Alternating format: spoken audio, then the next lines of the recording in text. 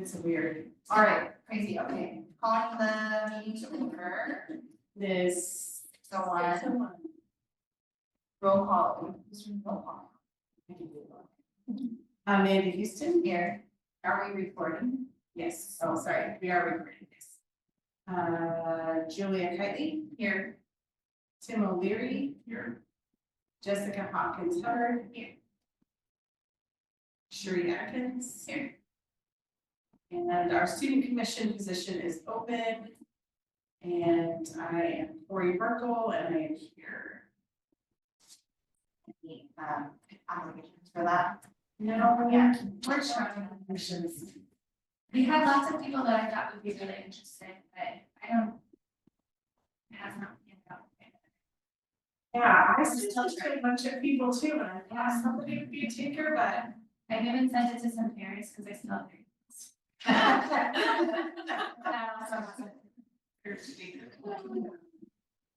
Okay. All right, accept consent calendar, we're looking over accepting last month's board meeting minutes and the March library. Then that we accept the consent calendar as presented. I second that. So that was Sheree moved and Julia seconded. Any public comments? No public comments. And moving on to current library narratives. Adorable.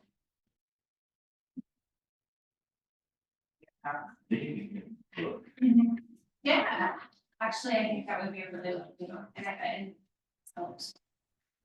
It'd be great. I really appreciated the comment from the person who'd been experiencing homelessness, is talking about how welcome they felt. Yeah. I mean, the kids are all super cute, but that Yeah. was really meaningful. I appreciate that too.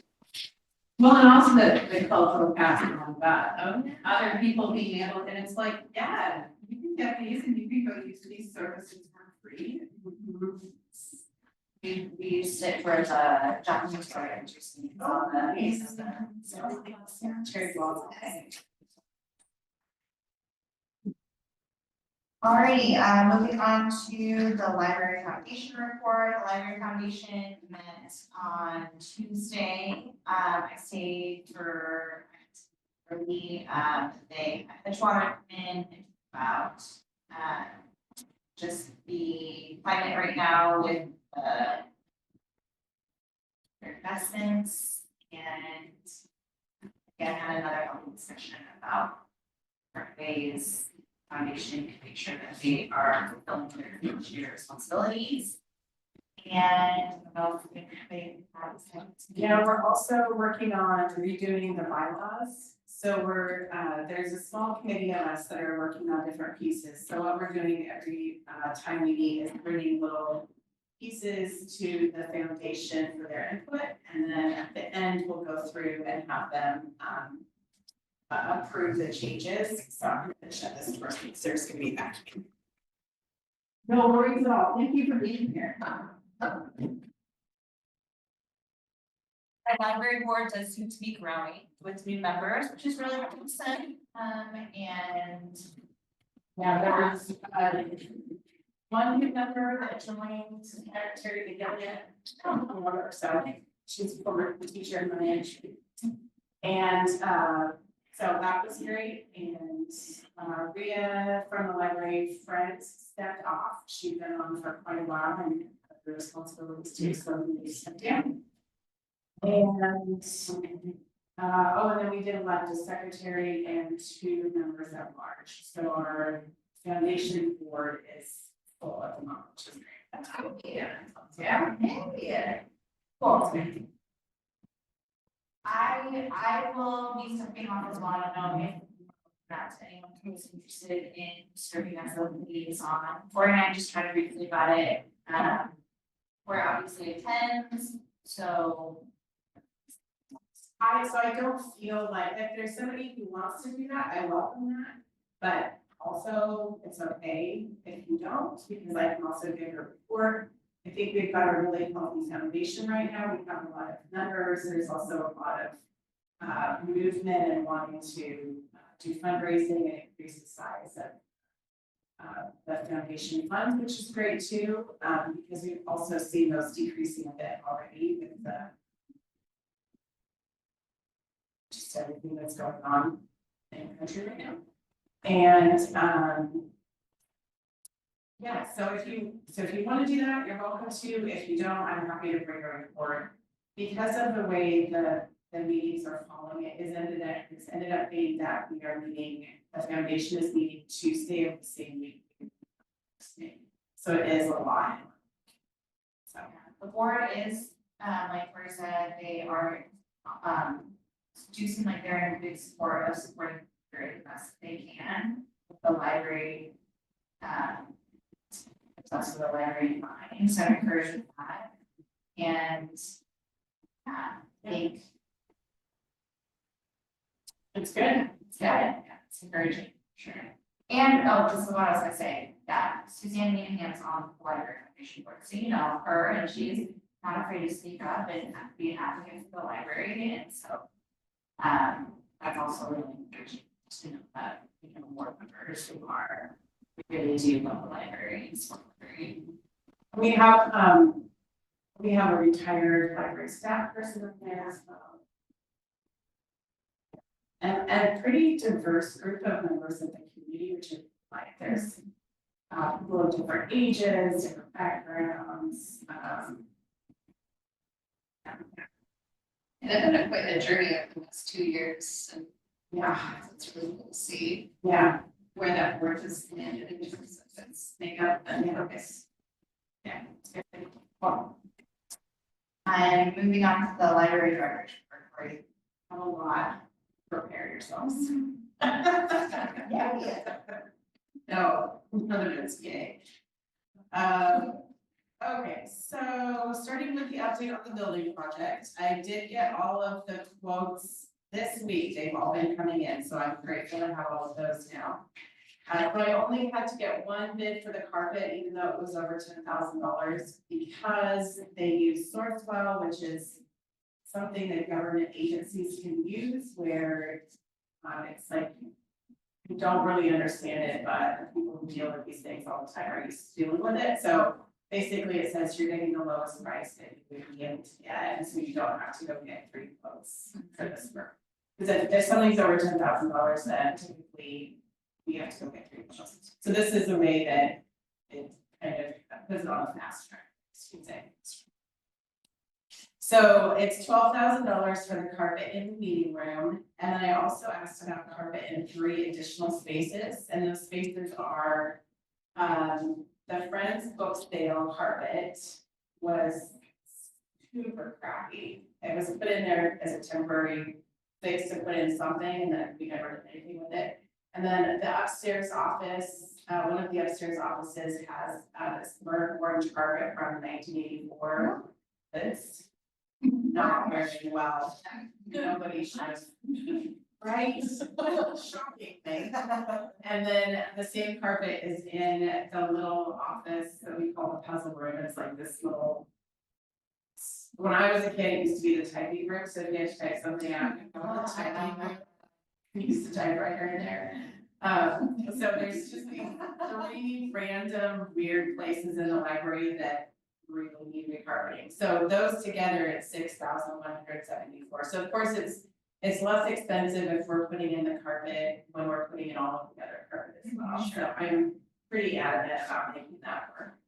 So I can't remember if I told you last time, but I went looking for the same carpet that we have in the children's library, just without the nice bright spots in it. So just the gray that's kind of different designs. So we are in luck because they do still make that, which is fantastic. So that's what I got the quote on. I did reach out to Norman Flooring in Newburgh, but they are not licensed to do that carpet. So it worked out well that this other company uses Sourcewell, so we can just go with them, which is who we have installed that children's carpet. And then we would be doing the same carpet in the other places that I talked about. So the same carpets in the children's office, and that way downstairs there's 2 different kinds of carpet and not more carpets. Be better. The meeting room repairs are coming in at likely around $30,000. So, which is kind of what I expected. I was hoping it would be lower, but that's where we're at. So this week I submitted 2 grant requests, one to Early Birds Rotary Foundation and one to Austin Family Foundation. I requested 10,000 each. I'm not expecting to get the full $10,000 from one of the groups, so I'm hoping for it from the other, but. So we'll just kind of wait and see how that goes. The library friends have said that they've got about 15,000, which is great. And the city will pick up the rest, but the city does not have those funds until after the new fiscal year, which is July. So, which is also what I kind of expected to happen, is that we're getting closer to the end of the fiscal year. With the, coming back into this building for City Hall, there's been a lot of additional expenses this year, so. So that's kind of where we're at with that. So today, we got the word on that today, so today staff were putting summer reading program things and. We won't have Lego programs this summer because you could not do Legos outside. It's not working. You would lose them in the grass forever. And she is going to be doing one story time instead of multiple story times, so really outside, because you can barely fit everybody in the children's room. And also story times and summer is much bigger, so. We'll just be having one outside story time, which is of course weather dependent. And by that I mean rain, because we do have canopies that we for canopies for outside. So those are kind of the big things that have been occupying a lot of my time lately. Next week, I meet with the Public Works Maintenance staff to discuss the bids and which company we want to go with, and hopefully schedules. I don't know what day of the week July 1st is, but if we can plan for somebody to be there on July 1st. That's Tuesday. Love it. Start. No, the company who's going to be doing the tearing out all the carpet and everything. I just wanted to get started as soon as absolutely possible. We also had team library intern interviews last week, so 3 staff, not me, but other staff were on the panel. They gave teams interview tips ahead of time, which I appreciated, and they gave them questions ahead of time too, so they could prepare for that. I really appreciate the way that they set the teams up for success. They had 13 interviews. I heard that they had many great candidates. Unfortunately, we only have funds to hire one. So I know that they were finishing this week, filling in the application with the city, we have to, score candidates, and then it's a Q4. So, hopefully by Friday, they'll know who that is, and we can position to that person. Question, sideline. We go back to our open student commission. Right, yeah. Would any of those people be good choices? Since they're in the right. Julia. range? That is a fantastic idea. Or Yeah. By the way. They're already in the right range. Or you could just say like, this is great, you can put on your. Join own a summer, right, to put on the. College applications. That's a great idea. Thank you for connecting us. That's what I did. Connect dots. Well, we're lucky to have you. So, yes, so we'll be looking into a student commissioner. Funny enough, though, the person who gets the job will not be able to do it because you can't be library staff and serve the library board, but we've got 12 of them. A few of them are seniors this year, but many of them, I think, were juniors and a few sophomores. So we will have people. Let's see, so we're also recruiting for teen summer volunteers, and we are hoping to have probably more middle schoolers who we're looking for this particular position, and then we would have 2 to 3 people in the lobby as you come in, and they would be signing people up for summer reading. And that would take some of that burden off the staff. If you've ever been in a children's library during summer reading, when it's toward the beginning, it is just. So because you have people who are coming in and they need help, and then you have people who are coming in and they want to learn about summer reading too, so. So oftentimes we have two people working the desk at the same time, and it really is a lot. So if we can have one of those things go someplace else, then, that would. Well, so several libraries around us do this, including Salem and Multnomah County. And they've had a lot of success with it, so we're gonna try it out. And see what this. Let's see, staff are finishing the prep for summer reading right now.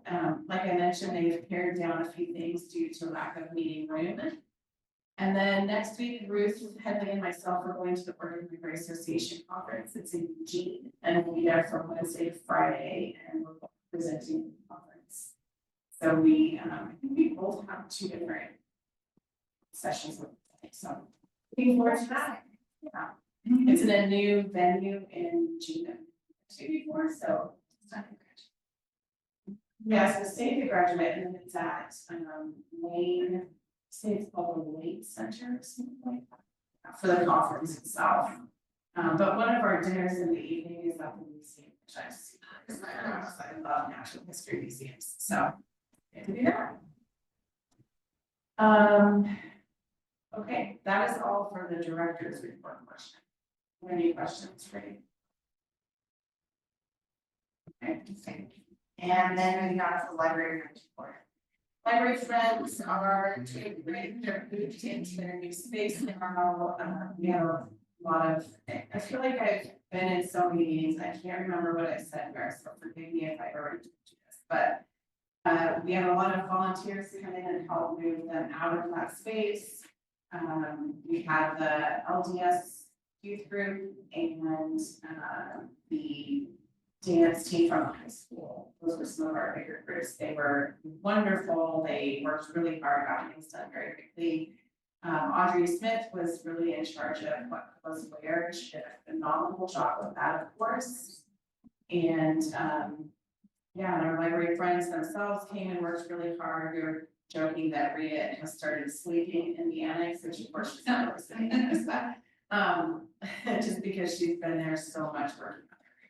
So she's awesome. Yeah, she is. We've got such a good group of friends, volunteers, and so it's going to be good. So their space over there looks great. The building has never been more welcoming or more organized, and it's. I actually think that they are actually gonna stay over there and not move back into the other space. This is a bigger, better space for them.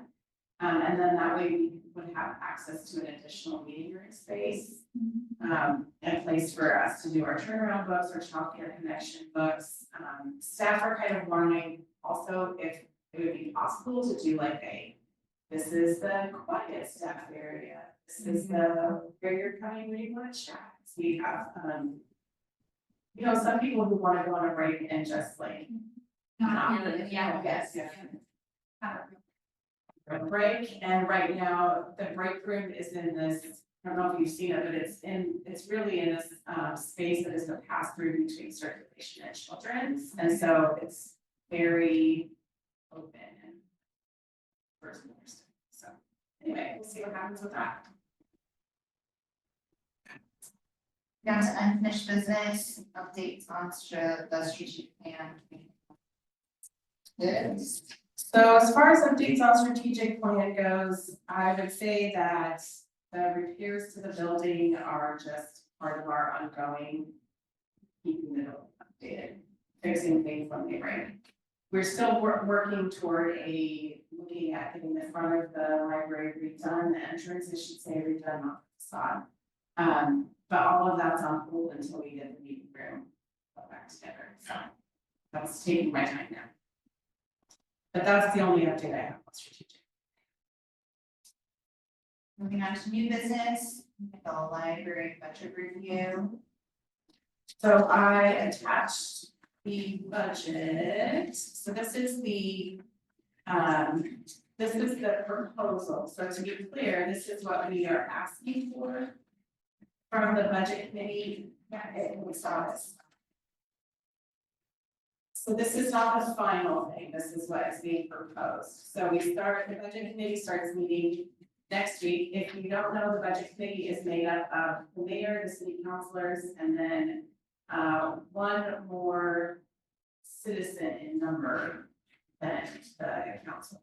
So it's a combined group of people with more citizens than council members.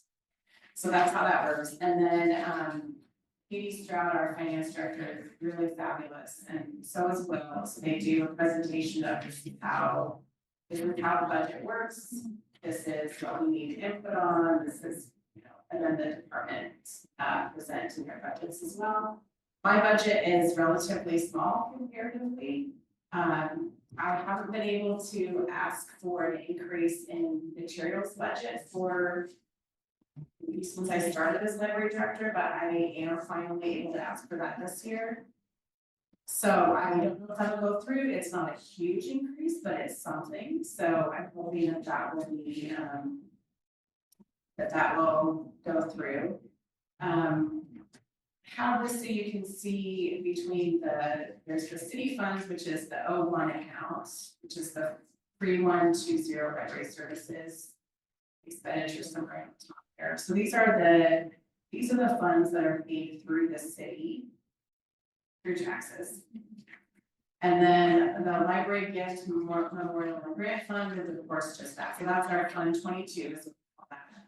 And all of those funds are coming through the different grants we received. Most of that is through the library foundation. Well, I guess I should say foundation and then a big chunk that is also the library funds. And then our Ready to Read grant comes through the state board. And then there's also various smaller grants, like sometimes we'll just get unexpected donations from people. Just like buy some books, which is fantastic, we love that. So this is the fund, this is the account that goes into, so we can spend from there. There's no real big changes from last year. Just a slight increase to the materials budget, which, we definitely need because our circulations are still going up and the price of paper is likely going up with tariffs as well. Because most paper is either created in Canada or in China, so we're kind of waiting to see with book prices, how all of that's gonna fall out. So we probably won't know for several months. That is what I know about that portion. Is there any questions about any of the budget lines? And if you see something later you have a question about too, you can always ask me. I'm happy to answer questions about that. Any questions about a specific line item, just Anything you need from us from an advocacy standpoint, how we're showing up in meetings, I guess we're. I think we're good. We're very, the city is really good about if there are budget cuts, then I feel like that's been done equitably, which I really appreciate. So I don't have concerns about that. We have a conservative budget anyway. That's how we operate in the city. I am in favor of. So I think that both the finance director and the city manager do a great job of trying to stay within. There's nothing astronomical happening. Sometimes, the biggest expenditures we often see are like water and things like that are out, they're really beyond our control, but are necessary for the city, things like that will sometimes impact to, where funds can come from. Yeah, I feel like we've got good department heads, we've got a great process. I think the budget meetings have never been run better than. That's really rough. Yeah. It really is. I feel like everything has a level of transparency I have not seen before, and that gives everybody the confidence to say, okay, we know what's going on, we can see what's going on. So really appreciate that. Does any of the city buildings look into solar? Yeah, we've actually talked about that at the library before, it's just not something that we've done yet. I think that there might be solar panels at the public works maintenance yard, but I'm not sure that there's solar anywhere else. I don't think there's any on this building. Yeah, that's something that does come up. Yeah, and especially it could be very helpful for our, our electric vehicle generator. Especially in the summer. So. Yes, and the windows that the Carnegie windows that we have the extra layer of glass put on, that did help. Because we're not just losing this so much air through the windows. So that has been helpful too. Yeah. I'm sure that there's more. Corey, you went over the budget for the fiscal year. And so you factors like the impact later. Now I have more values. So. I think that I sent out an email talking about the INLS and LSTA funding from the state. Okay, so that is kind of the big gist of that, of one piece of this. So, through the state library, the funding for overdrive, $50,000 to overdrive is one of the things that they fund, which would impact our library patrons as well. They also fund databases that are free for schools and the public library. The state library staff supports us. So several states, including Oregon, are suing for funding because it's statutory.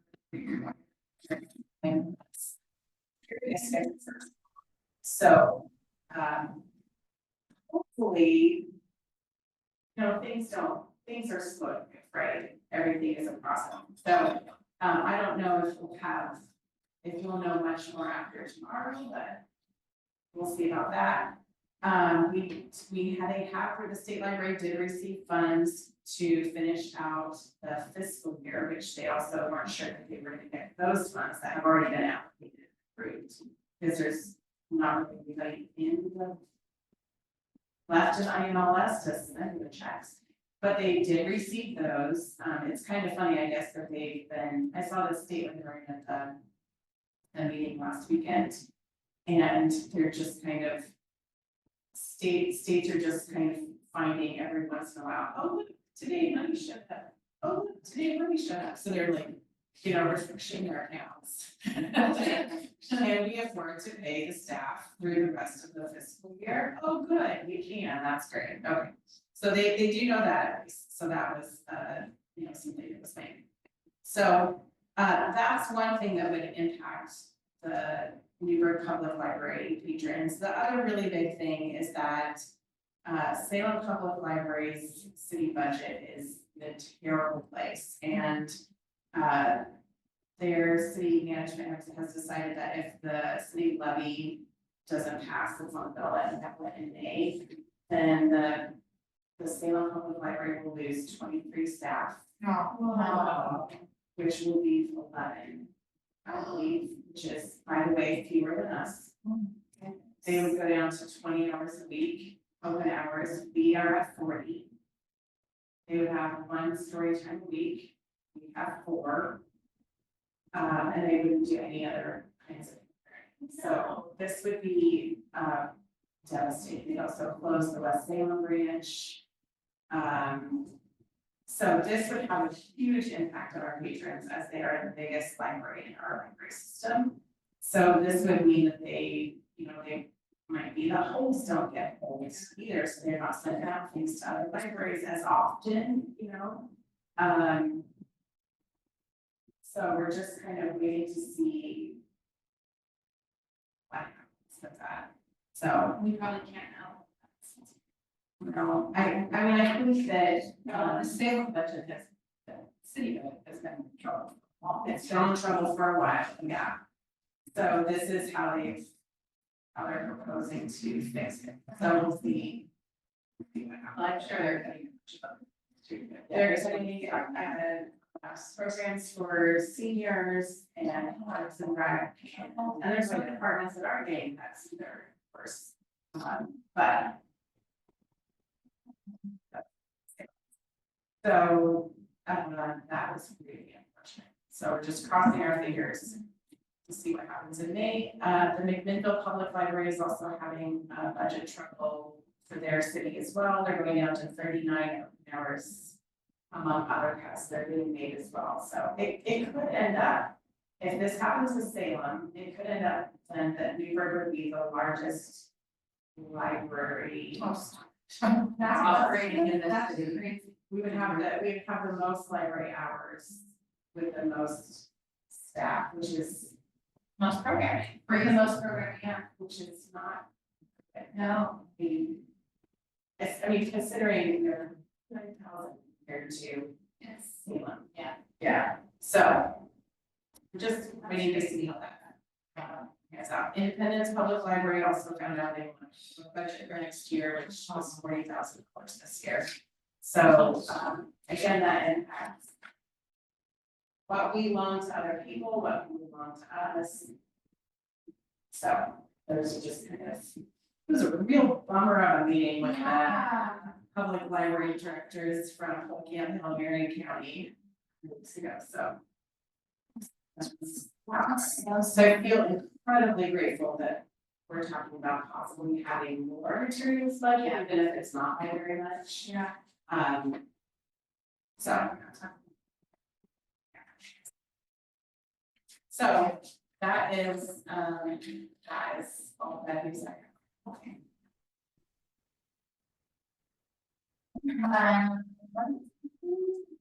All right, moving on to the library resource of the month. Resource of the month. So I did not bring our book club set because I'm hauling up stuff. You should have bring it to. I didn't want to bring, yeah. But what we do have are book club sets, and we have them for, young kids, we have them for grown-ups, so they're used, but they could be used more. So first of all of the book club sets that we have paper books of, physical copies, I should say. Physical copies of for our senior book clubs or our adult book clubs that we have in the library, we turn into book club sets, and those can be checked out. And we do have several different book club groups in Newburgh who are using those. There's 10 libraries or 10 books in each, plus a discussion guide. And so Jessica's done a great job setting this up. So there's a pretty wide range. For the library, we have a mystery thriller book club and a fiction. So those are kind of the two areas that we have for. And those check out for 3 weeks, just like regular books do, and then they renew twice, which they almost always do because there's not a lot of books taking place. But then we also have had a graphic novel book club for kids and chapter book clubs in the past too. So we do also have a lot of those as well, and they range from about some of the older ones we have 30 books for, and some of the newer ones we have usually about 10 to 15, especially for graphic.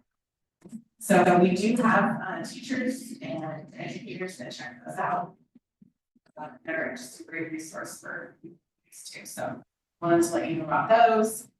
And then the other thing was even harder to bring over, so I took some pictures, which I included for you. Samantha was very helpful for me in this way, but this is our library wand.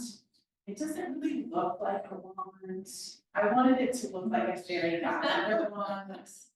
I would love to put some bling on it, but right, ribbons, sparkles. But it does feel pretty magical when you're using it. So the purpose of this is to be able to scan through the collection, and I could do about 1,000 books in half an hour is what I found. So you are scanning through, and it's the wand is picking up anything that is like way out of place where it shouldn't be. Possibly didn't get checked in like it should have been. We found an item that was in transit. And other things, or miscatalogs. There's, sometimes when you change cataloging for collections, something might get missed. So We've been able to pull out books that need cataloging fixes as well. So it's just a way to really clean up the collection. That's gonna put Brenda out of business. Brenda is really magical when it comes to finding books. She is. I told someone the other day, if Brenda can't find it, it's not. They're truly Okay. She is so good at her job. So Did you just take that device, put it in between? you can do it 2 different ways. So with the really skinny ones, like especially the reader books, which are like, you know, this, we find it works best to actually insert it in between, and then it will read like 5 to 10 books.